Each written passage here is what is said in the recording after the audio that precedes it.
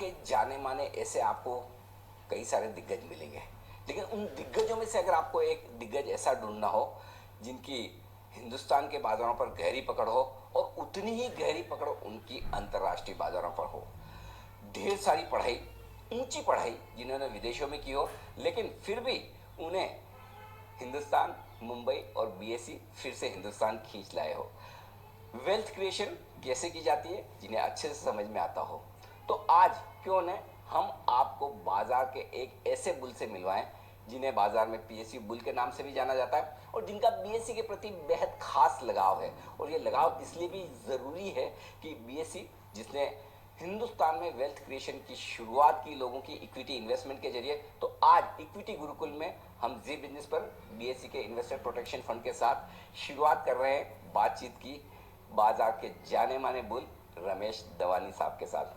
दवानी साहब, बहुत बहुत स्वागत है, आपने जी बिजनेस के लिए वक्त निकाला, बहुत बहुत शुक्रिया।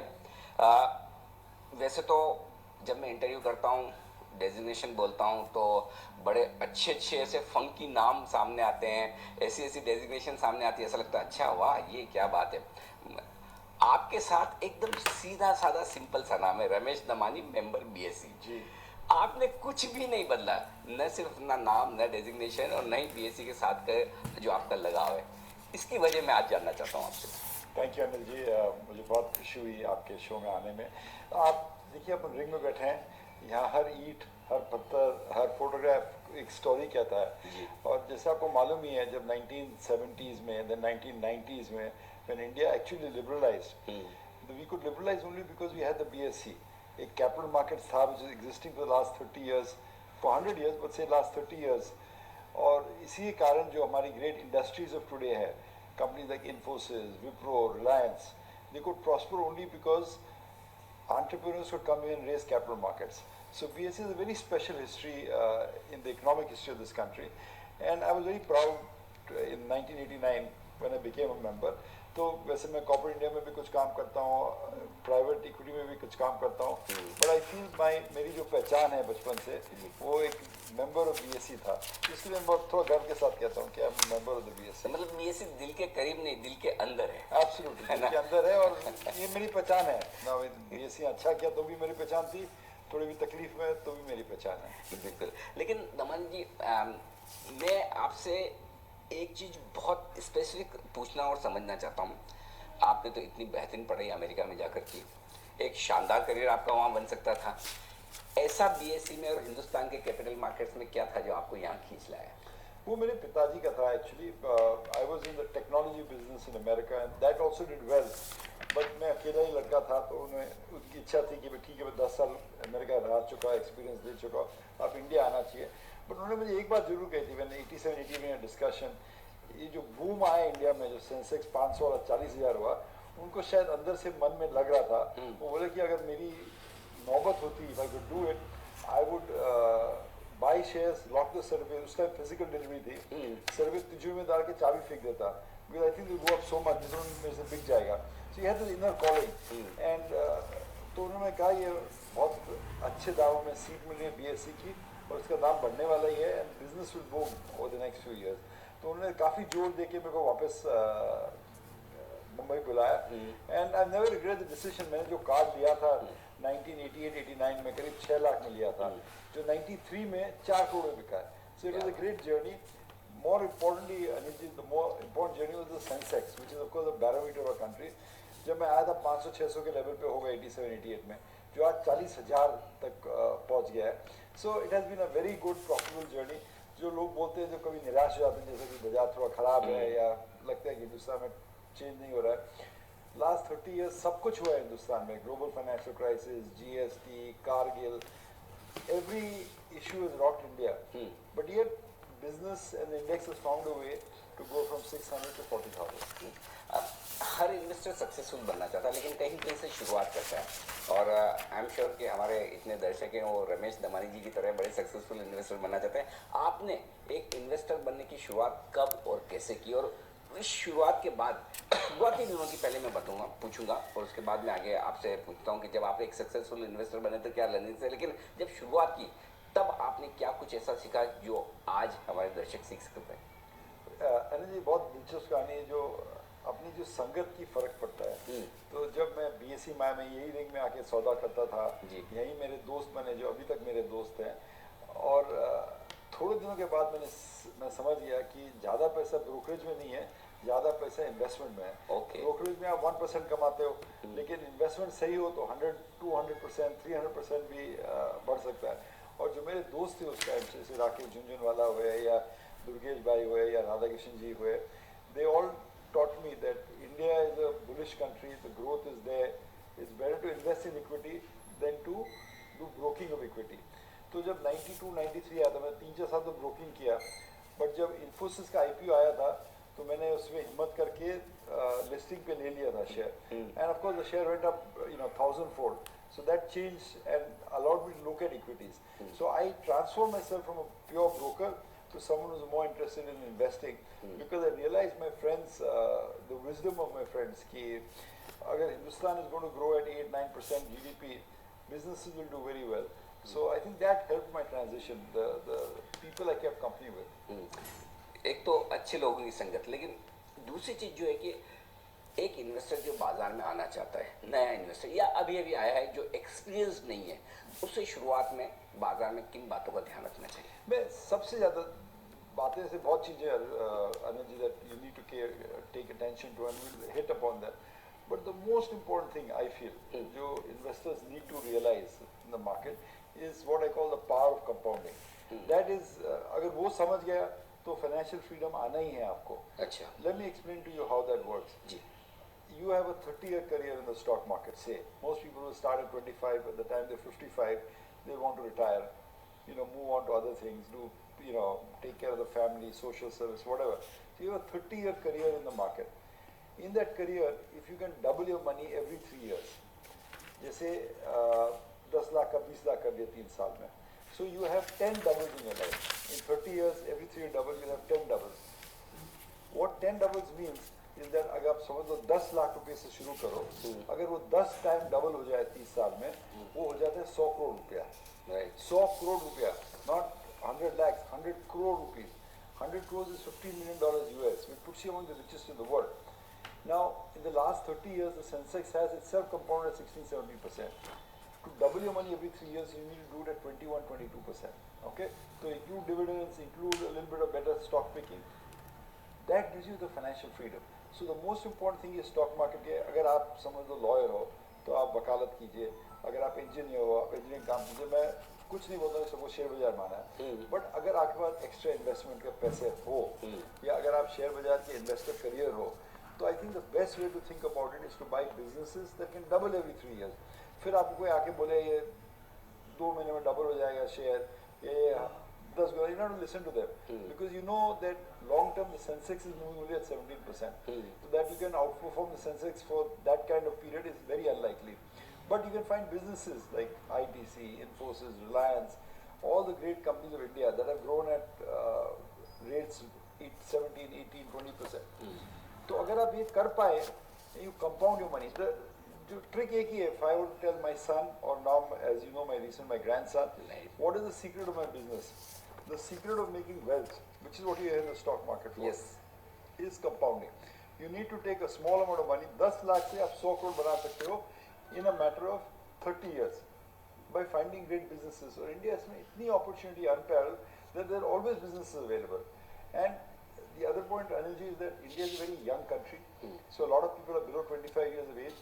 So at that point, if the prices are down, जैसे अभी है, you should not be pessimist. You should be optimistic about it. क्योंकि आपको तो चीज सस्ती चाहिए ना. Right. You want it expensive and you're selling it 30 years later. You want to buy it cheap. Right. तो अगर अभी डाउन है इसके लिए आप निराश हो बाजार से for when you're young is not correct.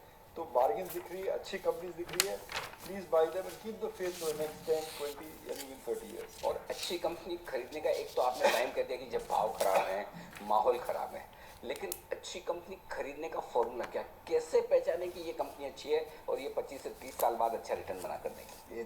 बहुत डिफिकल्ट क्वेश्चन है, more evolved question, but broadly जो हम लोग फर्स्ट चीज देखते हैं हमेशा कि कंपनी की जो बोलते हैं इंट्रिंसिक वैल्यू क्या है and what is the market value. Market value में price times number of shares plus debt समझ दो, एंटरप्राइज वैल्यू आ जाए. लेकिन आपकी जजमेंट में इंट्रिंसिक वैल्यू क्या है ये पर्टिकुलर शेयर की। जब आप मेरा इंट्रोडक्शन कर रहे थे, आप बोले मैं PSU बुल था, तो that is true because I found them at very cheap value.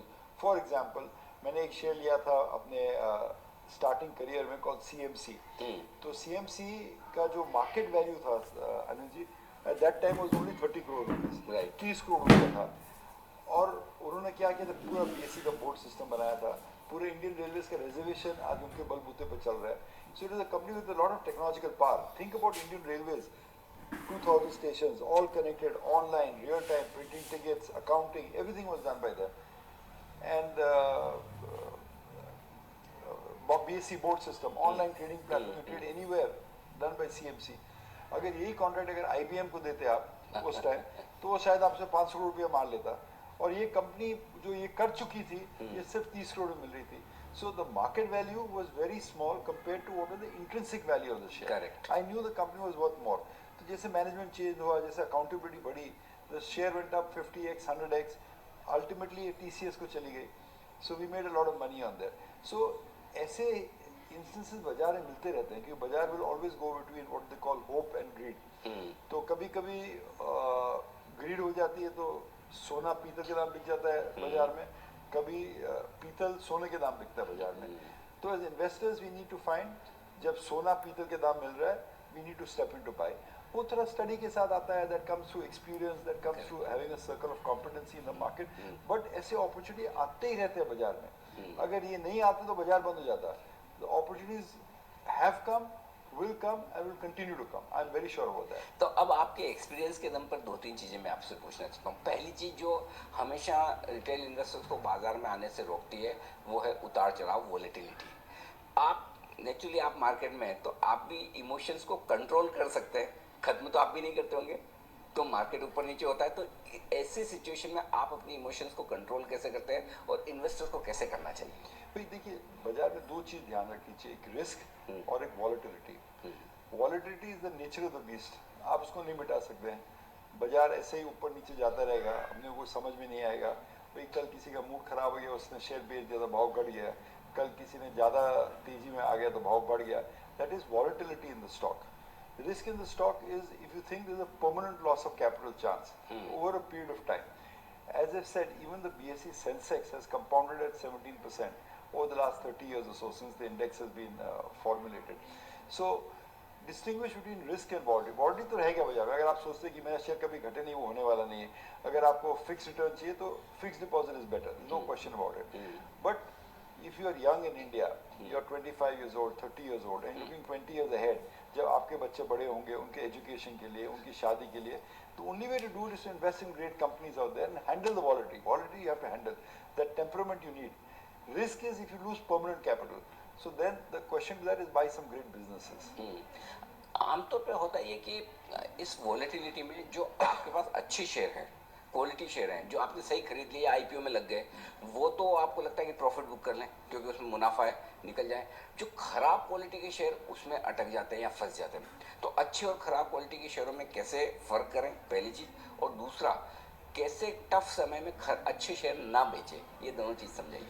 Very good. ये सबसे बड़ी लेसन है बाजार में सीखने की। इंग्लिश में पीटर लिंच ने एक कहावत कही थी that what investors do is that they water the weeds and cut the roses. मतलब फूल तो काट लेते हैं बगीचे से, और जो रद्दी प्लांट है उनको पानी देते रहते हैं, काश वो बढ़ जाए शेरों जैसे।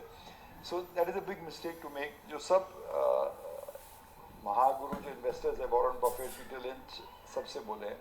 सो you need to hold on to your winners and cut your losers. But इसमें क्या है, it's not that easy. Sometimes अगर शेयर घट भी गया, it might be a better buying opportunity, just because घटिया खराब शेयर नहीं होता है। So there is a lot of people, the big mistake investors make, Anilji, is to think the price means the stock is good or bad. अगर बढ़ गया तो अच्छा बिजनेस है, अच्छी शेयर है, घट गया तो खराब बिजनेस है, खराब है। That's wrong. बाजार में बहुत कुछ होता रहता है, ऊपर नीचे प्राइस ऊपर नीचे होती रहती है। So it is wrong to assume that. आप हमेशा यही सोचिए जब आप शेयर लेते हैं कि buying a piece of a business.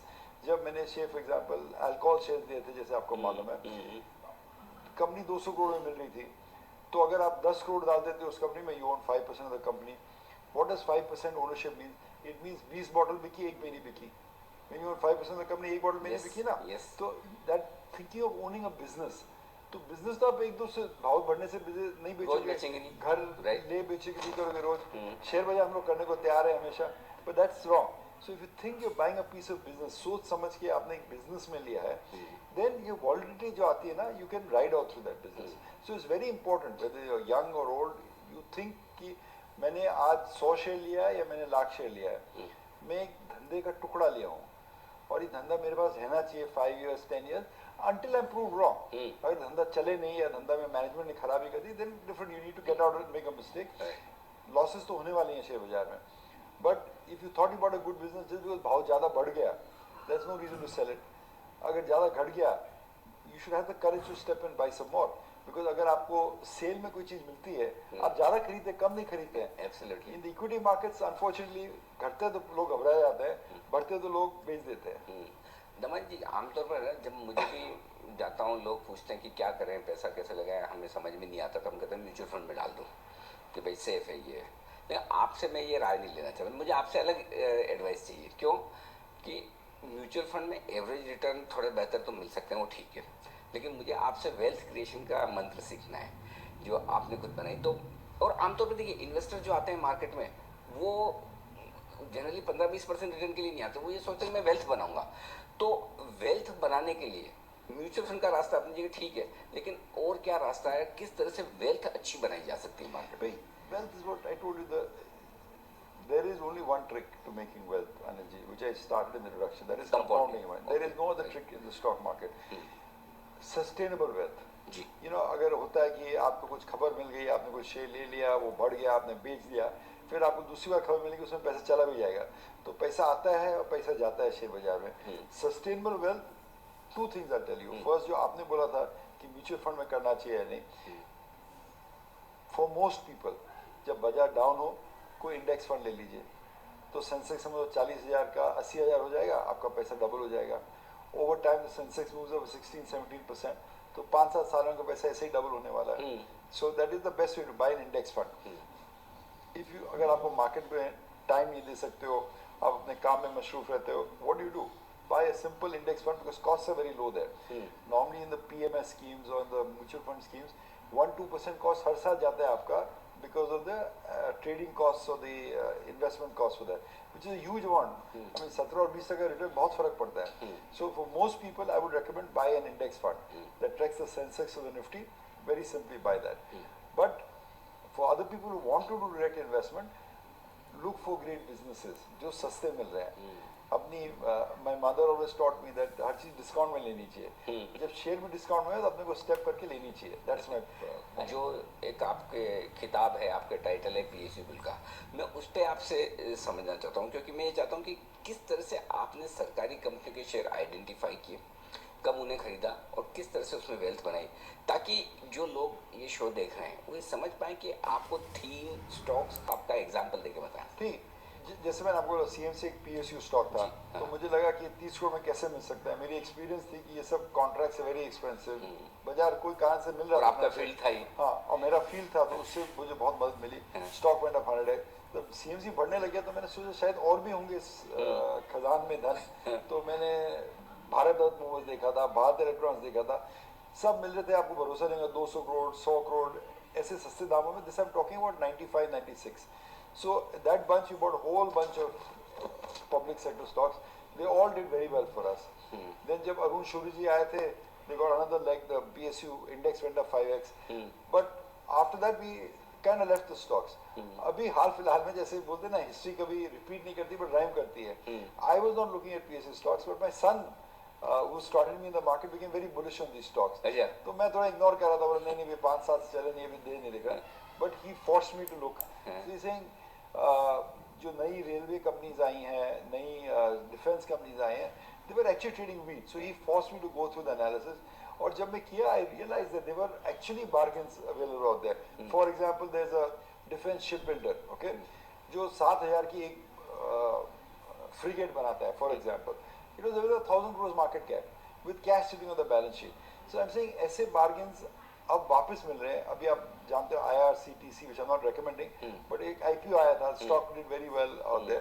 So there are a lot of things. But the reason I'm bullish now at this time in the PSU sector is because three things, sir.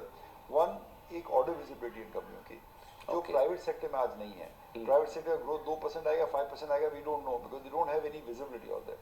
These companies have visibility for the next 5 to 7 years, these public sector stocks. Right. Because उनकी order book पास पड़ी है. Yes. Okay.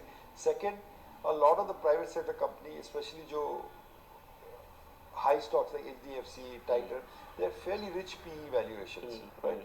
These stocks are at single digit PEs. मतलब 6, 7, 8 के PE में with order visibility. ठीक है, सोने में सुहागा जैसे बोल रहे हैं. The third सोने में सुहागा इसमें कि yield dividend yield. और यहाँ स्टॉक्स में 4-5% डिविडेंड यील्ड मिल रहा है आपको. But the most important thing, Anil ji, is that lot of these companies are going to be privatized now. Government is committed to a timetable by March to privatize HPCL, for example, Container Corporation. So you're getting digit PE, a high single digit dividend yield, and possibility that over the next 12 months, 24 months, a lot of these companies will be privatized or the value will be unlocked. तो risk reward ratio से मेरे को थोड़ा sweet spot पे लग रहा है. आपके फादर ने आपको मंत्र दिया या ज्ञान दिया कि शेयर्स खरीदो, ताले में कि लॉकर में रख के, तिजोरी में रख के चाबी फेंक दो. आप अपने सन को क्या ऐसा ज्ञान देंगे? क्योंकि अब आप जैसे कह रहे हैं कि नेक्स्ट जनरेशन आई, वो अपने नए थॉट्स के साथ आते हैं, अलग सोच के साथ आते हैं. तो पैसा तो वही है, स्टॉक्स वही है, मार्केट वही है, बीएसई वही है, लेकिन क्या अब नेक्स्ट जनरेशन के लिए?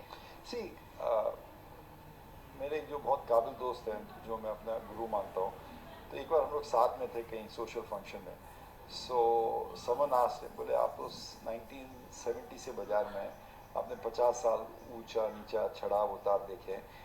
According to you what is the best decade for investing for you in the last 40-50 years? तो without missing a beat he said the next 50. Oh. Okay, yeah, and he's seen everything. Okay, he's made a lot of money. He's on the billionaires list. He's been up, down, but he's that bullish about the future of this country. All right, and I think what I would tell my son, or actually my grandson also, is that be bullish. India is a growing country. It has very favorable demographics. शायद कभी कभी slow चलते हैं हम लोग, the democracy takes its toll out there, but ultimately our leaders take the right decision. So be bullish on the prospects of this country. जो शायद हम लोग PSU और टेक्नोलॉजी में पैसा कमाएं, आप लोग शायद दूसरी चीज़ों में पैसा कमाओगे. But there's a lot of opportunity to make money in this market. And I will tell them that my actual heart is for the BSE, because when I come to this building, when I come and see in this convention center, I realize how many great entrepreneurs have come here and how आपको याद है 70s में इतना India में socialism चल रहा था, bank nationalisation, core nationalisation. BSE was the only institute that stood for private markets, free play, market forces. I think India needs more of that, and the BSE is the best symbol of that. Absolutely. और मैं उम्मीद करता हूँ कि आपके इतने बड़े experience से आज इस इंटरव्यू के बाद हमारे जो दर्शक हैं उन्हें भी बहुत फ़ायदा होगा.